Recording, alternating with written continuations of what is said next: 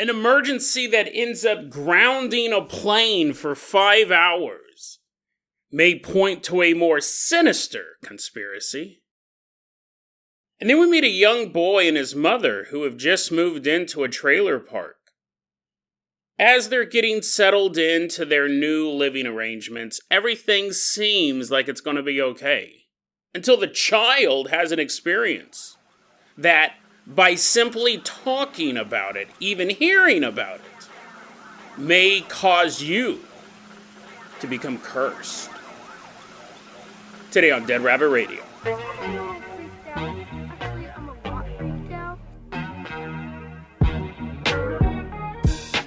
Hey everyone, welcome back to another episode of Dead Rabbit Radio. I'm your host, Jason Carpenter. I'm having a great day. I hope you guys are having a great day too. Well, Jason, I can clearly tell you're not feeling good again. Your voice is more nasally than normal. You sound like Kermit the Frog needs some Sudafed. I'm not sick.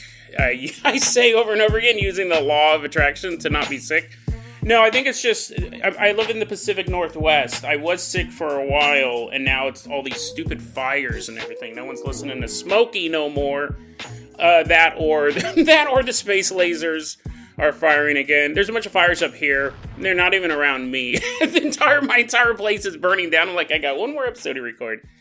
I just keep waking up with the smell of soot in my nose. So yeah, but I feel great. I feel great. And speaking of great, let's talk about one of our great live stream contributors. Everyone get on your feet and give it up for B. Bzz, B, yeah, bzz. Whenever I do these intros, I think this is somebody's first episode. Somebody's like, oh, I've heard a lot about Dead Rabbit Radio. I guess I'll check it out. And they're like, what? No, first I'll let you know this episode is cursed. But that's the second story, and we'll go more into detail for that. So if this is your first episode, not every episode causes the listener to bleed from their eyeballs and to invite a demon into their home. But they all do start off pretty weird. So B, you're going to be our captain, our pilot this episode. If you guys can't support the Patreon, if you guys can't support the show financially, I totally understand, I really do. Just help spread the word about Dead Rabbit Radio. That helps out so much. Tell your friends, tell your family, tell everyone you know. Dead Rabbit Radio is your favorite paranormal show. B, let's go ahead and toss you the keys to the Bunny biplane. We're going to leave behind Dead Rabbit Command, fly us all the way out in this rickety old-timey biplane. We're headed all the way out to Georgia.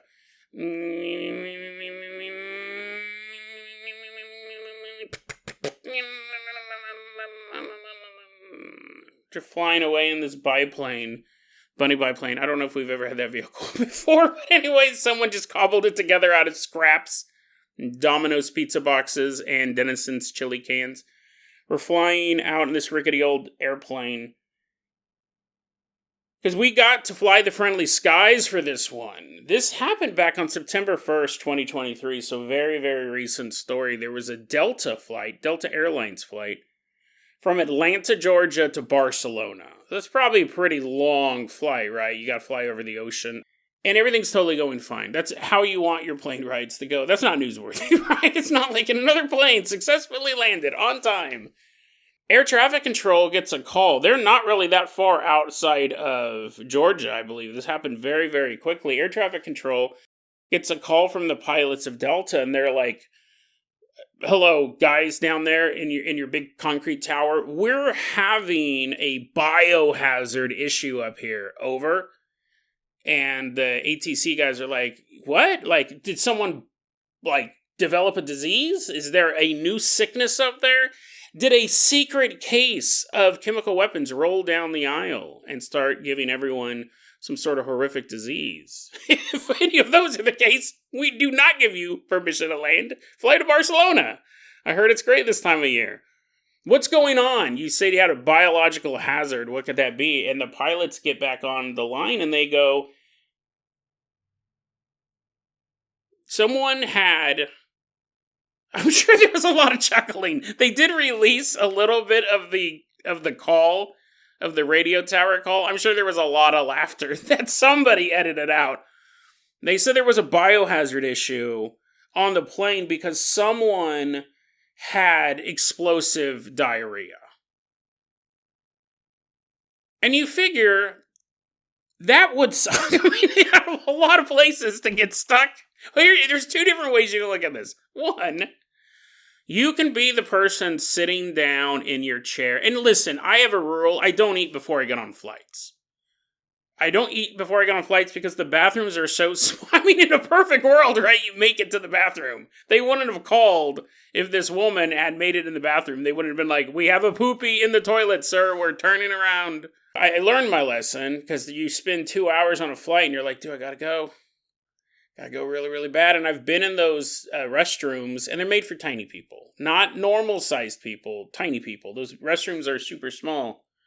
So I never eat before I go on a plane. That's rule one. But imagine that you did. Imagine you decided to go to Del Taco, and you're like, okay, I can't pass up. It's 10 tacos for $1 day at Del Taco. Yummy, yummy, yummy. Can't pass that up. You go to Del Taco, the food's delicious, but it can do things to your stomach. You go to Del Taco, you eat a bunch, and now you're sitting in your seat, and they're like, this is going to be a 6-hour flight to Barcelona, and you're like, nope, that's not going to happen. I don't know what's going to happen. I've never had diarrhea on a plane. I've never even heard of such a thing. So I don't know. Like writing in your journal, this will be a pivotal point in my life. I have no idea how this is going to play out. Am I just going to poop a bit? Am I going to explode? Because it feels like it's going to explode. And once it explodes, I'm going to have to sit in it for a couple hours. I technically have spare clothing, but it's in the luggage bay. I'm about to ruin the flight for a couple people sitting around me. You're having this conversation, you've been pooping for the past 3 minutes, and you're like, but the pros are, it's too late. There's no way to stop it. You're already pooping your pants, and the people next to you can smell it, obviously. You have to think of the story from that point of view. Like, you're the instigator. You're the antagonist. That would be awful. Right? Everyone would immediately know. You would take a while to kind of figure it out, right? Because someone would go, ooh, what stinks? And you'd go, whoever smelt it, dealt it. As there's poop running down your legs. It's like, not me. Wasn't me. That guy must be a magician. This is an optical illusion as you're gesticulating. Poop's flying everywhere from your hands. It'd take a while. They'd figure it out. The other one, right? You basically have odds. You have a 1 in 200 chance, 200 people on this plane, that you're the pooper. And then you go, well, you're like sitting on the back, and you see this commotion going on about 10 rows in front of you. You get a faint whiff of human excrement, and you're like, well, I'm not Sherlock Holmes, but I'm gonna guess. Somebody pooped their pants up there. I see everyone else kind of like freaking out, but that doesn't concern me. I'm just going to sit back here and put on my headphones, stuff some toilet paper up my nose, and read a book. But here's the thing. You have the odds, right? The odds are you didn't eat a Del Taco. You're sitting on the way back. That's not what happened. There's photographs and there's video of this because of course, what happened, it's worse. It's worse than any of that. Apparently, and that was bad enough. Apparently, this person did not poop their pants while they were sitting down. They pooped their pants. So funny and so gross. They pooped their pants. You'd almost think this was intentional. They pooped their pants on one end of the plane and then proceeded to walk through the plane as poop was continuing to come out. You're like, that was obviously deliberate. Somebody's sick fetish. I did not say that. One of my listeners did for the upcoming libel trial, slander. You have someone pooping throughout the plane. They were walking down the aisle. There's video footage of puddles of liquid poop dotting the floor like lily pads. Just flat little things. And so there was no safe spot. I'm sure that the pilots were dropping down their oxygen masks. They're like, it says for emergency. They pooped their way through the plane. Apparently, the only people who didn't get A face full of it was the first class, but that little curtain, first off, it's not a lot of privacy, it's just a curtain. Secondly, it does not protect from smell. So the smell permeated throughout the plane. This poor woman had diarrhea all throughout the plane. The stewardesses were walking around with vanilla spray. They're like, well, yeah, it stinks terribly, but maybe if we put this vanilla spray on it, it won't smell as bad. That's why this spray is made, right? Well, no, now you have a mixture of poop and vanilla is worse. People were saying it actually kind of made it worse. It didn't cover it up at all. Now there were two really weird scents colliding. They had to turn the plane around. The pilots were like, we cannot continue on course to Barcelona. I'm sure every passenger on that plane was in agreement. They're like, no, I think we can handle this. The guy in the back who it was his fetish was like, oh, my whole life I've planned for this. Puts on his sweatpants. They turned the plane around. Apparently, this is crazy to think. They landed the plane, got everybody off. The woman apparently got taken by a medical team. And this is where the conspiracy theory, we'll get to that in a second. You're like, oh, I forgot this was a conspiracy podcast. I thought it was just your veiled fetish, Jason. No. I find this so disgusting. But anyways, they take the woman off to the medical center. And they, I guess that when you buy a ticket for a plane, they're like, well, we're going to use the same plane. People are like, what? And they're like, just wait. And they tore up all the carpeting on this plane, put down new carpeting. And I read a bunch of articles on this. I was like, is this real? Apparently they got back on that plane.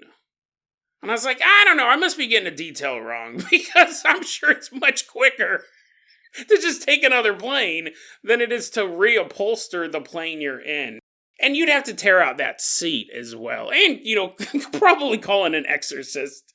But anyways, the people eventually, they did get on their plane and they make it to Barcelona. Or did they? Because I read this article and I was laughing about it. I thought it was hilarious because it wasn't me. And then I remembered something. Didn't we just do a story like 2-3 weeks ago? I think it was about 2 weeks ago.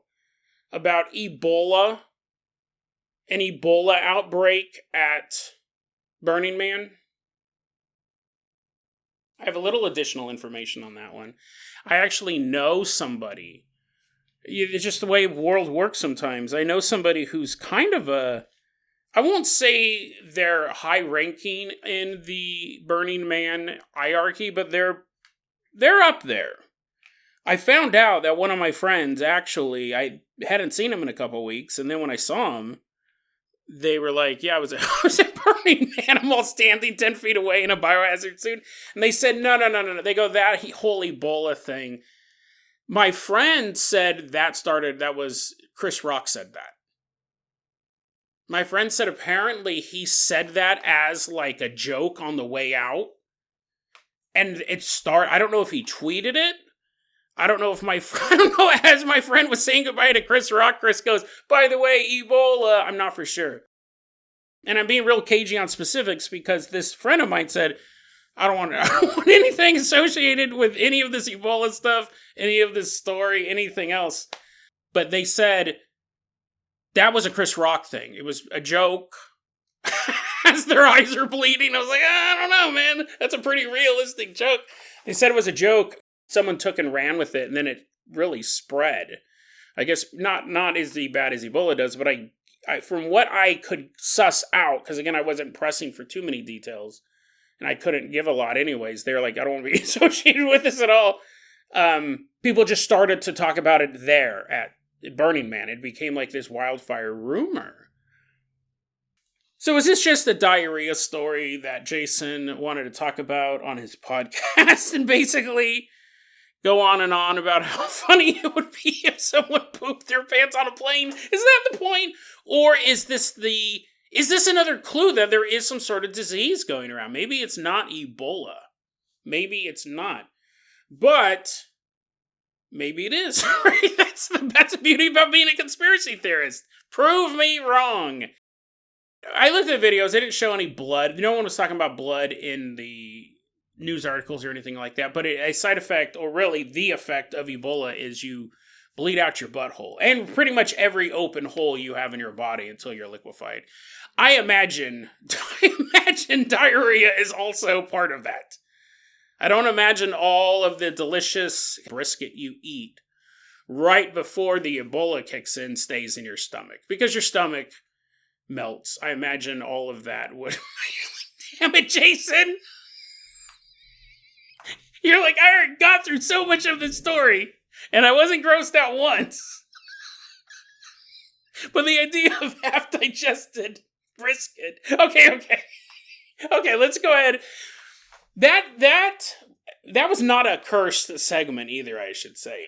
As gross as that was, it's probably grosser if you eat food while listening to this podcast, but I've warned you guys multiple times not to do that. There's a guy, Mr. K. What was it? Mr. K has a food cart. He's a supporter of the show. He gets the word out.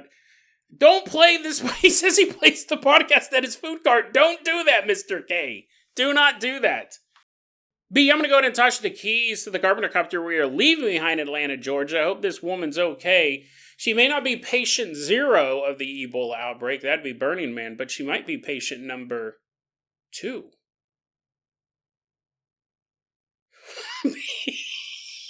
B, fly us all the way out from Atlanta, Georgia. We're headed off to a trailer park.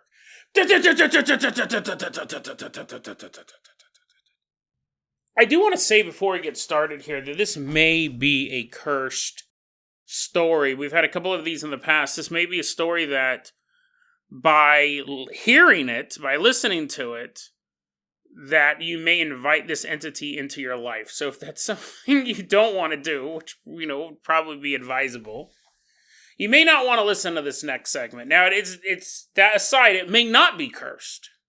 Already, you're like, you're floating around, you're trying to shut off the podcast. It's right out of arm's reach. You can't hit the pause button. It's too late. You've already been cursed. No, I don't know if it's cursed. For sure, I'll tell you a little bit about what happened to me afterwards. It's nothing super melodramatic.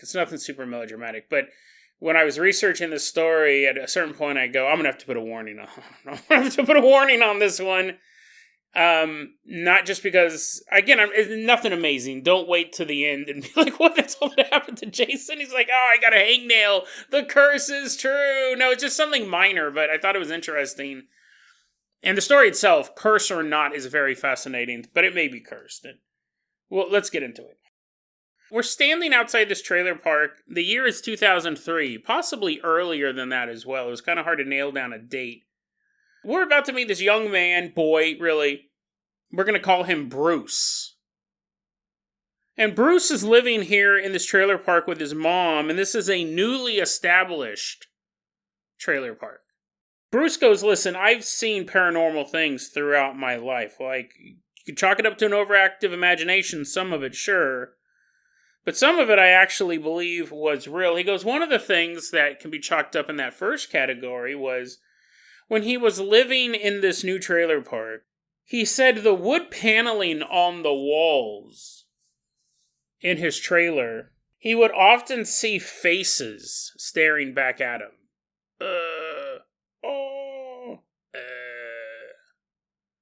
They weren't making noises. That would actually be paranormal. He's just seeing the patterns. And it terrified him as a child. And he goes, now I understand that if you stare at something in the dark for long enough, your brain will try to make sense of a pattern. He goes, I don't necessarily think that was paranormal. He goes, I understand the mechanism behind it. But the fact that I know that as an adult, it scared me as a kid. Because I didn't know that as a kid. I thought every time my mom put me to bed, the horrifying faces of the damned would visit me. But someone was always there. His mom had to tuck him into bed. His mom actually had this weird schedule where she would work a lot of night shifts. So a lot of times he'd be over at his cousin's house. But when his mom wasn't working, he'd be back here. It just seemed like kind of a chaotic childhood having to, you didn't really have a home. You're just kind of there a couple days a week. But someone who was always with him was his lovable, huggable friend, Gizmo. It was a stuffed Gizmo doll from the movie Gremlins. And the story might have taken place in the 80s. This kid could have been retro. I don't know. I used to have a Gizmo doll.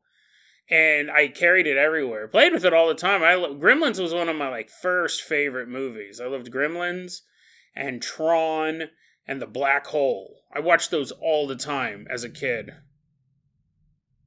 But I loved those movies, but I didn't have a huggable doink droid or whatever the guy was from The Black Hole. I would have given my left arm for a Tron action figure. They didn't really exist back then. But I had a Gizmo doll, carried him everywhere. He was so filthy and dirty that we ended up calling him Scuzmo. That became his name, Scuzmo. But he was still a friend to the end. Well, Bruce keeps his Gizmo a little more clean, hopefully, right? Because Scuzmo got pretty disgusting by the end there. Well, he always slept with Gizmo. It was his best friend. He'd hug it. My Gizmo, I think, said stuff. Maybe he squeezed him. Maybe that was the rat living inside of him. It's all, as I'm squeezing on his tummy. I'm like, oh, just like the real Gizmo. I won't feed you after midnight. The rat's dying. I don't know if his Gizmo said anything. It doesn't really have anything to do with the story. Now I'm just reminiscing of my awesome childhood. Every night he slept a good old Gizmo. Well, one night, his mom tucks him in bed, gives him his Gizmo, tucks him into bed, the works. Well, in the middle of the night, Bruce wakes up, and Gizmo's gone. It's after midnight, too. You don't know what type of hijinks he's up to? Gizmo's gone. Bruce wakes up, and Gizmo's gone. And what are you going to do, right? He jumps up out of bed, and he's looking around. He can't find Gizmo anywhere. And this is his best pal. He needs Gizmo to sleep, so he decides to go looking for it. Not just in the confines of the bedroom, but he's going to have to go through the house to find Gizmo. He walks down. There's a very short hallway from the sleeping areas to the living room. And he goes, I walk down this hallway, and I get to the living room, and I fall to the ground. I fall to my hands and knees. I'm that scared. It's like every ounce of fight, every ounce of courage just drips off of him. He loses complete control of his muscles. He's that terrified. He sees something that shocks him on that level that he just falls to the ground, crumples. He then begins to scramble behind this large armchair that was in the living room. He's trying to catch his breath. But he knows he has to look. He knows he has to see if what he saw was real. And that's when this child slowly pokes his head out from behind the armchair. Standing in the kitchen of this trailer home is an apparition. But standing is not the right word. It's hovering in the kitchen. He said, what I saw was the torso of a naked woman just floating there. Pale white skin, glistening in whatever light is able to reach into the dark confines of this kitchen. He can see this woman's skin, how devoid of color it is, how devoid of blood it is. It's a floating woman's torso. He said the legs had been amputated just below the knees. The arms had been amputated just above the elbows. And where there should be a head, there was only the loose flap of a neck.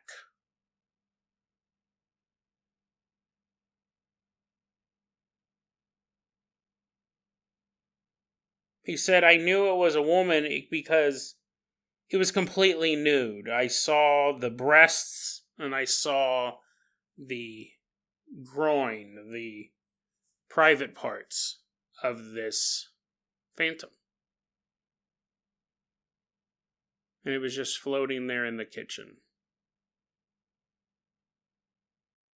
But now, after he's had a millisecond to process this, so Bruce is looking around at the chair and he's seeing this thing, and that terror is still inside of him. He goes, all of a sudden, I'm just overwhelmed with sorrow. I'm flooded with the fear, but now I'm drowning in pure sadness. And Bruce began to sob. Big tears left wet streaks across his face. He's sobbing as quietly as he can as he turns around and he crawls on his belly back to his bedroom. He goes, I got to my bedroom. I hid under my covers. And at a certain point, I must have fallen asleep. He didn't plan on it. He didn't think he could. But he's hiding under the covers of his bed, and after a certain point, he fell asleep. And when he woke up, Gizmo was lying in his bed. Bruce gets out of bed and he walks into the kitchen and he sees that his mom is there. She's making coffee. She looks over at Bruce and goes, good morning. His mom's standing in the exact same spot where he saw this phantom hovering. And Bruce looks at his mom and says, that's where she was last night. Kind of catches mom off guard. She goes, who? And Bruce says, the ghost. And he saw his mom get visibly uncomfortable, kind of shaken up by that. And he reiterates the story that I just told you. And she said when she woke up that morning, when she woke up to get ready for the day, make coffee and all that stuff, she walked out and the front door to the trailer was wide open. And she was 100% sure she had locked it the night before.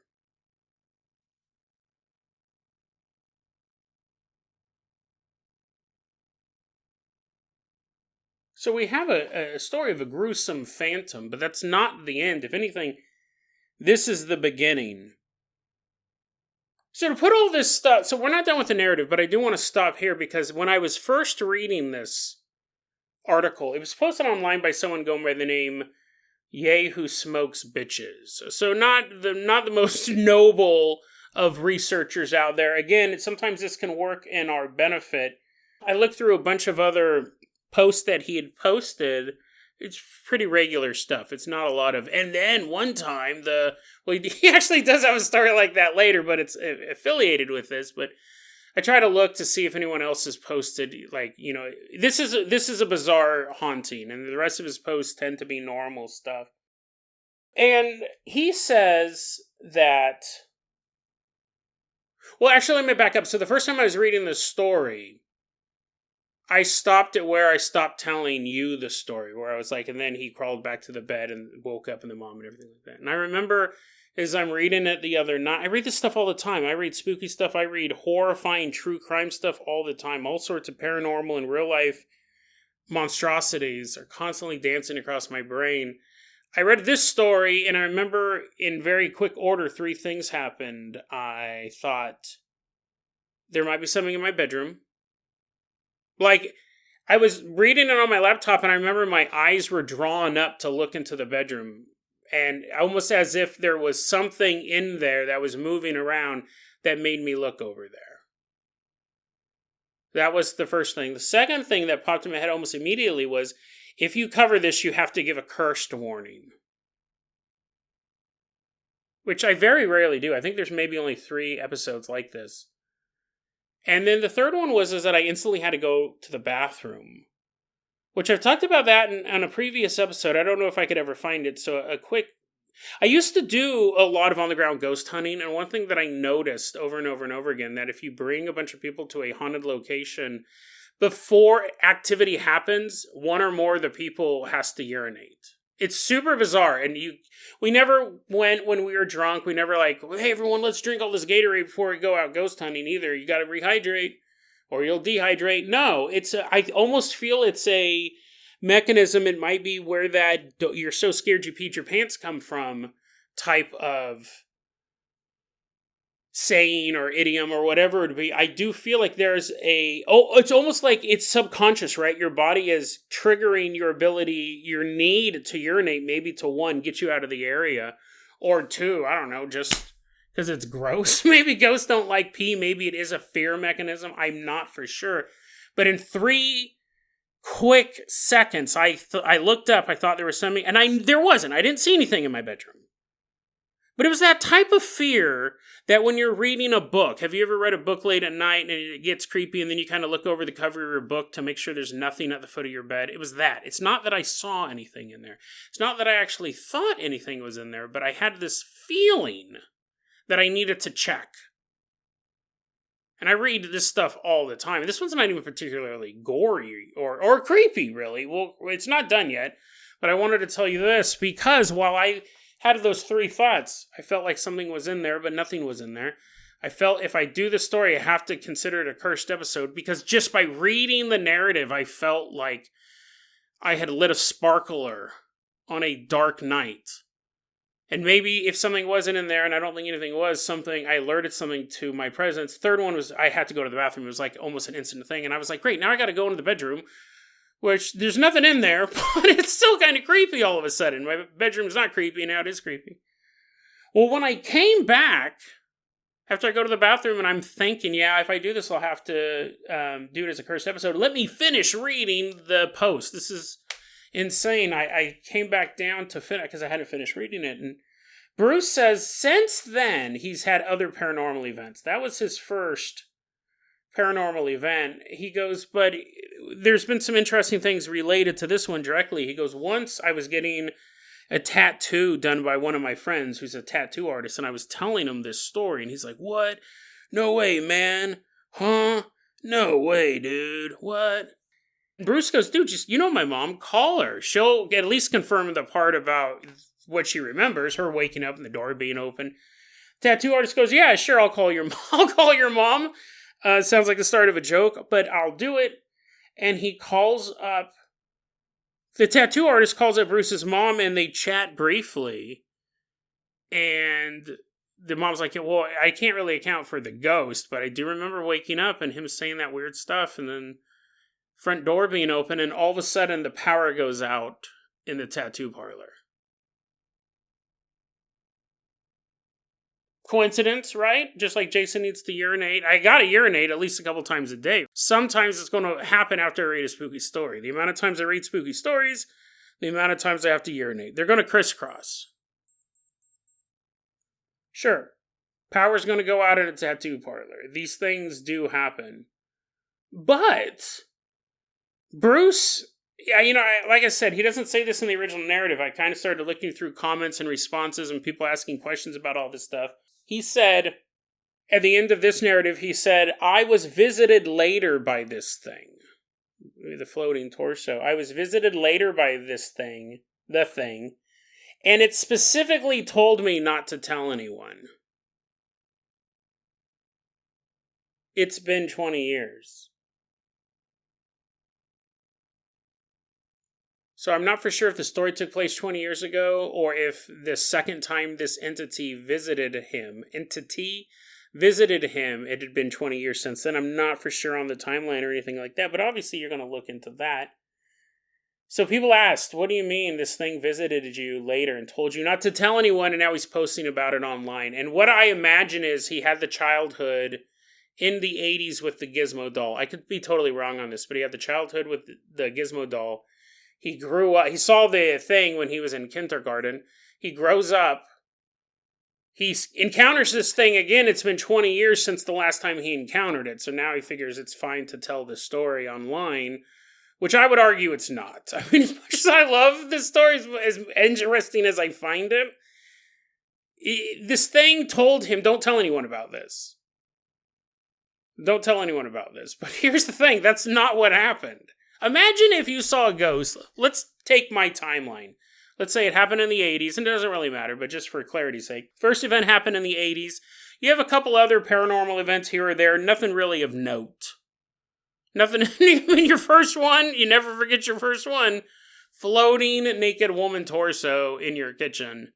It's horrific. Most ghost hunters will never see anything like that. It's just so bizarre. You have that.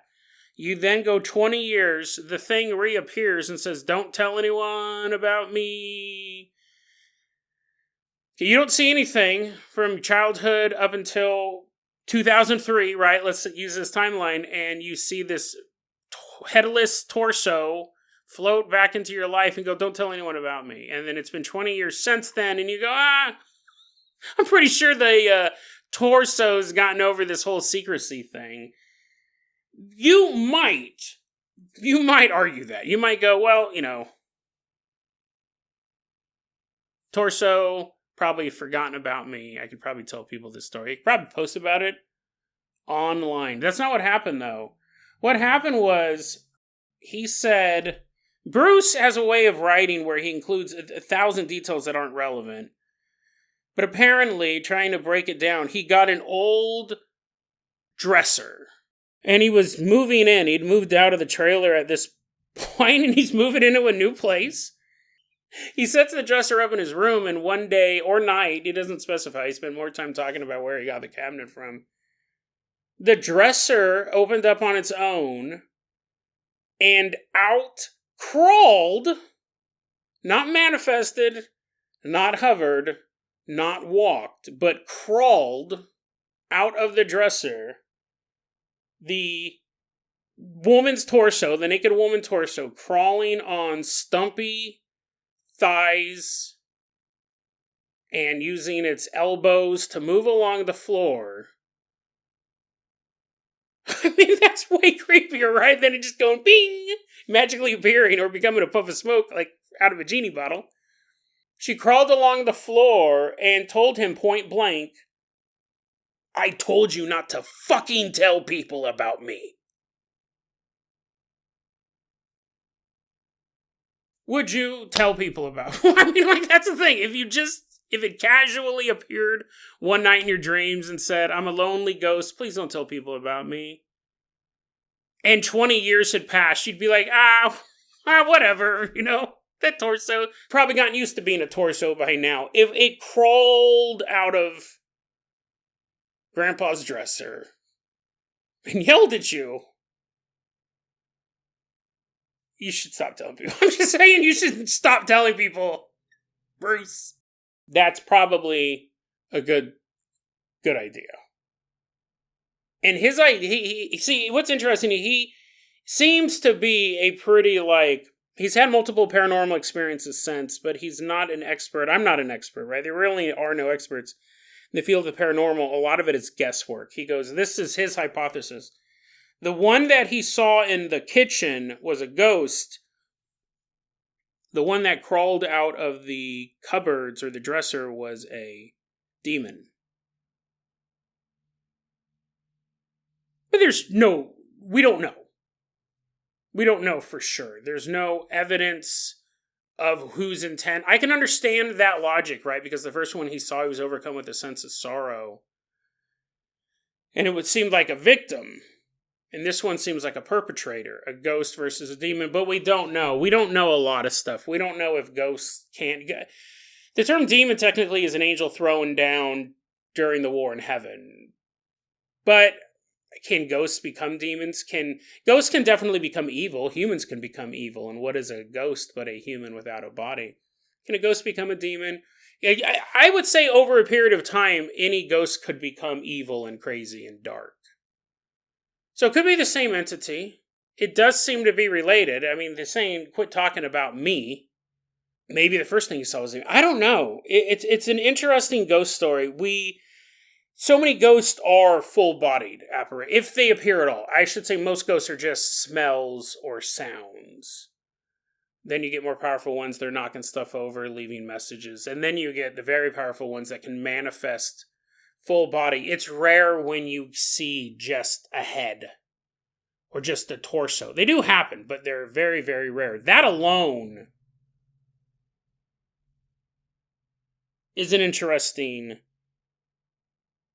part, right? That alone is just kind of an interesting apparition. The whole thing about him and the new trailer park, and his mom having the third shift in oncology, and she's having to work all these nights. I don't know if that's because Bruce writes with a bunch of extra details, or if any of this stuff means anything. Is it because he moved constantly from one house to the other throughout the week? Does that have any bearing on... if anything, I think that'd probably have a bearing on his mental state. He didn't say that. I added that. I go, I think the kid's slowly losing his mind. The fact that it's a new trailer park, does that mean that maybe there was a haunted house before there, or some sort of tragic incident before there, and now in that place? I don't know. There's a lot of people online who write huge amounts of extraneous details. And yeah, I have to go through it and whittle it down to a concise narrative. And I never bring it up. The reason why I'm bringing it up here is that some of the details may matter in this particular story. The fact that it is a new place. And the fact that it is a new trailer park. What was there previously that was removed? Was there a body in the ground? Was there someone murdered there? There used to be a church. We don't know. I think that detail is interesting, but you know, it's such a bizarre story overall. And normally I think it would have just started an episode off with it. I think it would have been a much more basic story about a little boy who saw something that was horrific. But this story may be cursed. I cannot say much other than that. I can't guarantee it. You know, obviously part of me hopes that it's not. My goal is not to curse my listeners, but I'd be curious to... a lot of times you guys do give me feedback after episodes, and it's not overwhelming. Every other cursed episode, I maybe get 1 or 2 emails.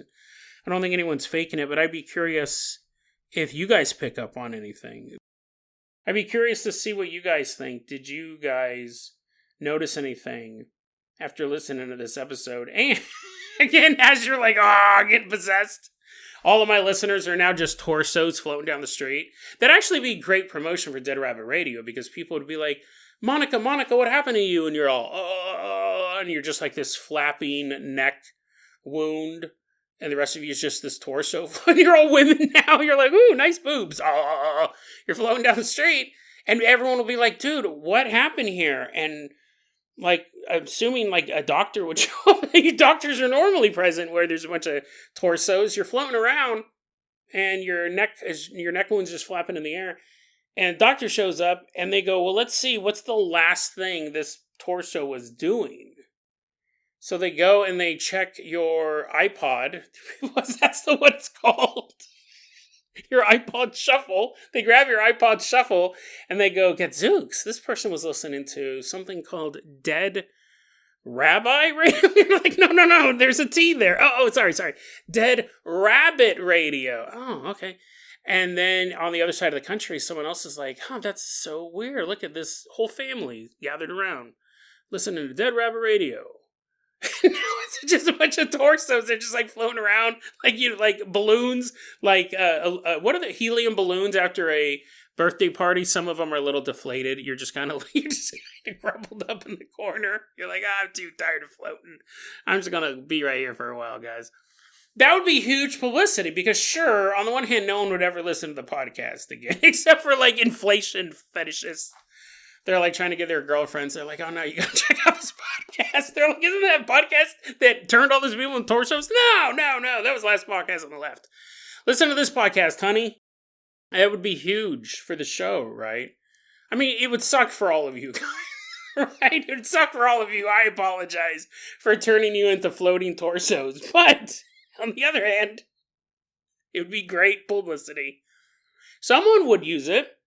Someone being it, you have a terrorist group just broadcasting it over like shopping malls. Do those even exist? You could be walking in a Walmart and all of a sudden like ISIS is hooking something up to the PA and it's like, hey everyone, welcome back to another episode of Dead Rabbit Radio. Floating around. Okay, I think this episode's just cursed. Because it can't come up with an ending, obviously. I'm just rambling on. But I'm interested to see what you guys think. It may be cursed. I don't know. I won't say that it isn't. I will say that Bruce should probably stop telling this story. Because I think it might be okay for me to tell it, and it might be okay for you to hear it.